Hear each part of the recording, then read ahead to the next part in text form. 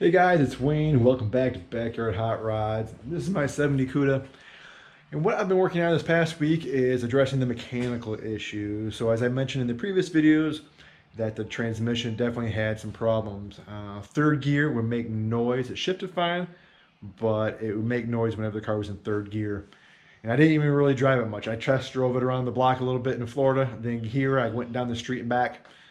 And then also the throwout bearing was really noisy. Whenever you're pressing the clutch, you just hear that noise whining and not good. So I knew I wanted to get that fixed as soon as possible and didn't want to drive it, but just get those issues dialed in.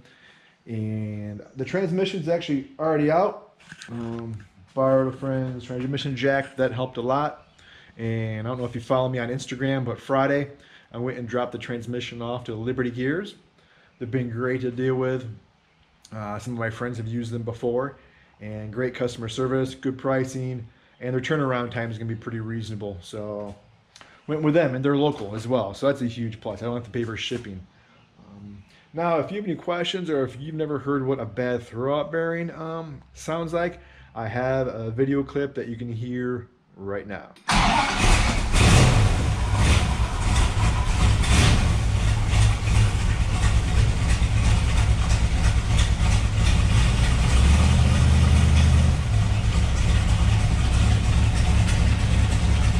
So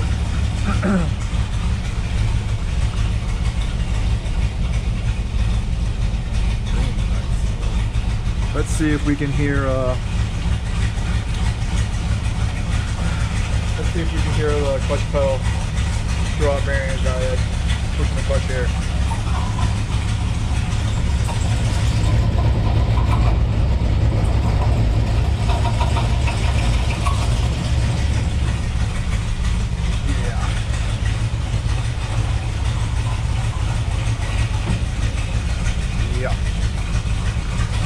Not good.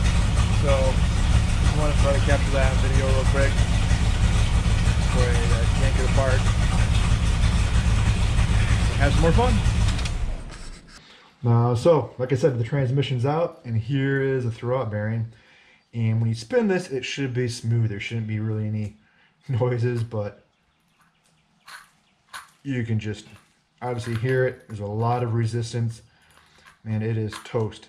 And when you try to spin that at any type of RPM, you're going to hear lots of horrible noises, and that's what was going on. So something we have to get addressed. You can't drive a car like that. So new throwout bearing, you're going to do new clutch, pressure plate, disc, all that, new flywheel, as well as get the transmission rebuilt and go from there. So that's going to take about 3 to 4 weeks. And now while that was out, or when I was getting that out, I also saw some questionable linkage, and you can see that now.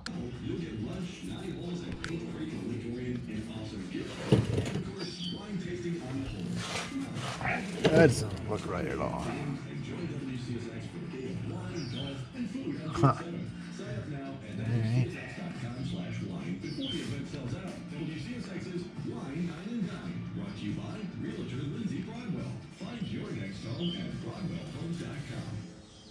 This spring, get the amazing iPhone 10 off on us when you bring your family to T-Mobile and trade in. Alright, so after I got the transmission out, got that dropped off, the next issue I wanted to look at was the ticking noise that the engine was making.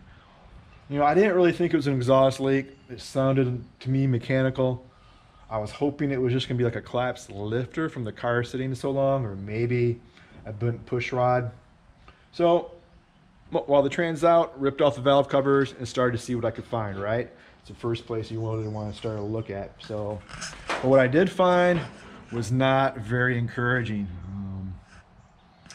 Yeah, so take a look and tell me what you think of this.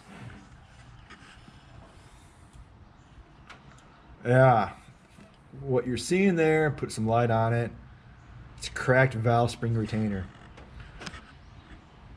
And what I also noticed is, like, all these valve spring retainers, they look like they're just deformed or kind of like mushroomed.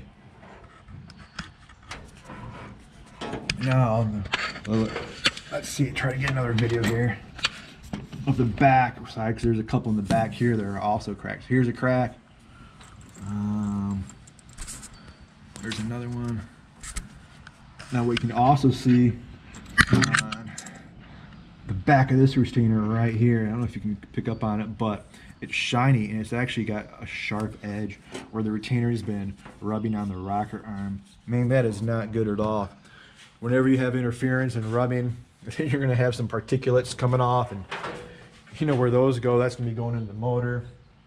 Not good. I mean, it's not a lot of wear. I'm trying to grab my light here, but still, any wear is not good that you're going to get in the motor. So on the passenger side, same thing. We have another crack right up here on cylinder 2. Let's see, where's it? There's another one. There's another one there. There's 3 literally, if I remember correctly, from what I see, just from what I can see, it looks like there's 3 cracked retainers on each side of the engine. Man, was I bummed to see that. I was hoping it would be an easy fix and that I could drive this motor as is for the next year, year and a half before any major work.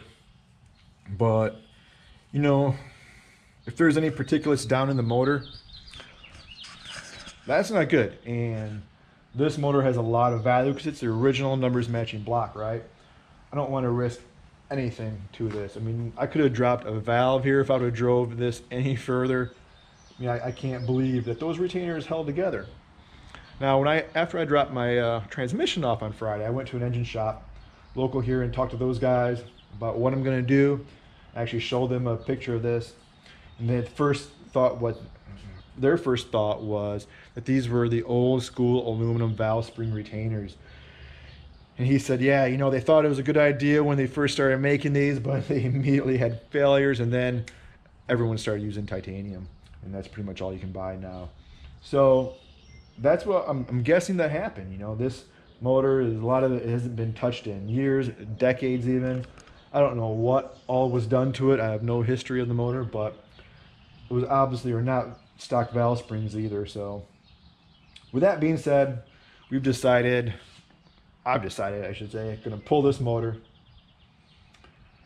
And I've thought long and hard about this. Do I want to build this stock motor? You know, I don't want to do a stock build, not right now anyway. I want to get a little more power, and I want to go just a little bit, farther from stock. So what I've decided, in the engine shop, when I went down to the engine shop, I went down to Best Machine. They're local here in Southeast Michigan, and they actually had a 400 block, all checked out, cleaned, ready to go. And I think that's what I'm going to go with. So, still considering some options, but I want to stick with a low deck. And do an engine build. And for right now, I'm going to take this motor and put it in the corner, I believe. So that's what I'm leaning to. We haven't started it, but that's the discussion right now. So that's what I'm going to be working on next now, is getting everything out in prep. So unfortunately, this is one of those videos where it's pretty much bad news as far as what I found, but in the end, it's going to be great. You know, I'll have a brand new drivetrain, engine, and transmission anyway, and it'll be what I want. It's just going to take a while. You know, it's going to be a few months for sure. But in the meantime, I get to sort out the car. You know, unfortunately, like I said, I'll miss driving in a lot this summer, but get it sorted and do it right the first time. Thanks for tuning in. Backyard Hot Rods. See you guys next time.